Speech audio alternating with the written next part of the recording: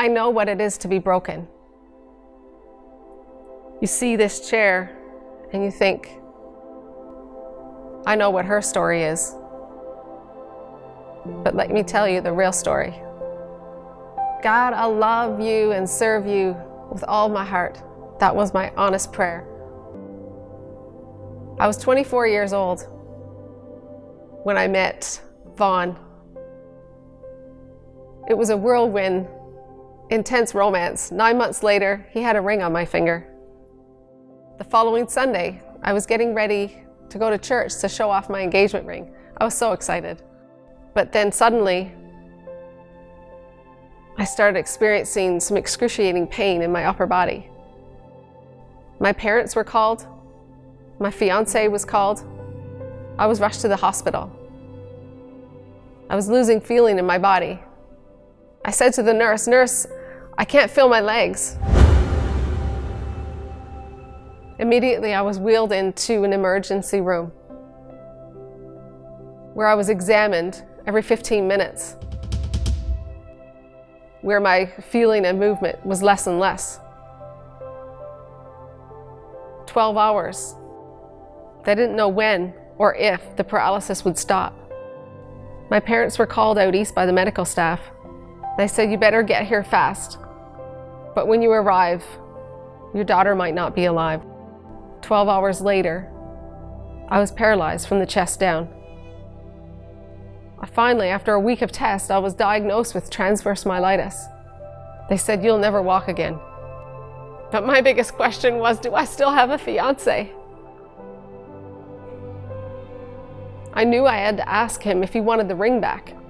I says, "Honey, do you still want to marry me?" You can just imagine how I felt hearing the words.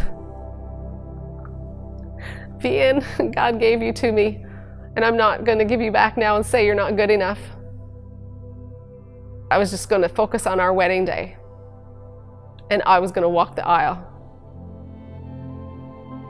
1 year after the doctor said I would never walk again, I walked the aisle to meet my groom.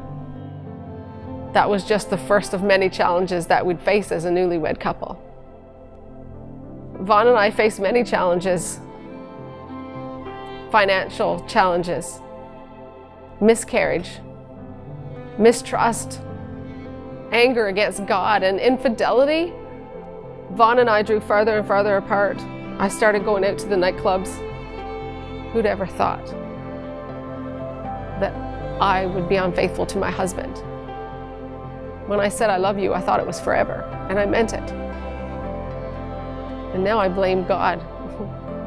I blame God. Eventually, we were living just like roommates. In the midst of all this pain, trying to salvage our marriage, to try to communicate, we decided that we would have a baby.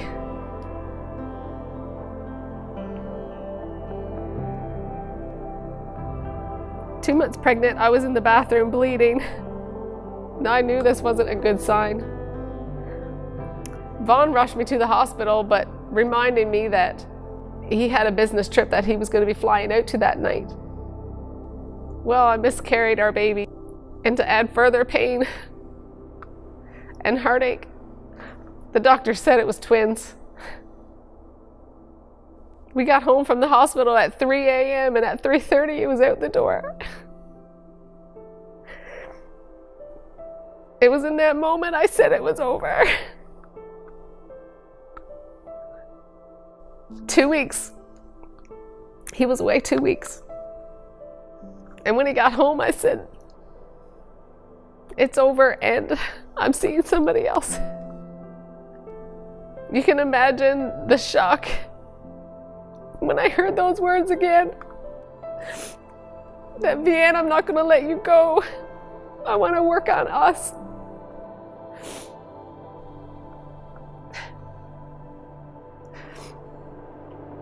Vahen was Jesus with skin on in my life. When I was ready to give God my pain, when I was ready to release all my pain to Him, He turned it into something beautiful, and today I have a love that I can't even explain to you. I don't deserve this love that I have today. I know what it was to be broken. You thought you knew my story. I don't share my story because I feel I have all the answers. I share it because I know what it is to be broken and experience the power of God that can change a life. And I have so much joy and happiness. This chair does not define my limitations or my identity. God does.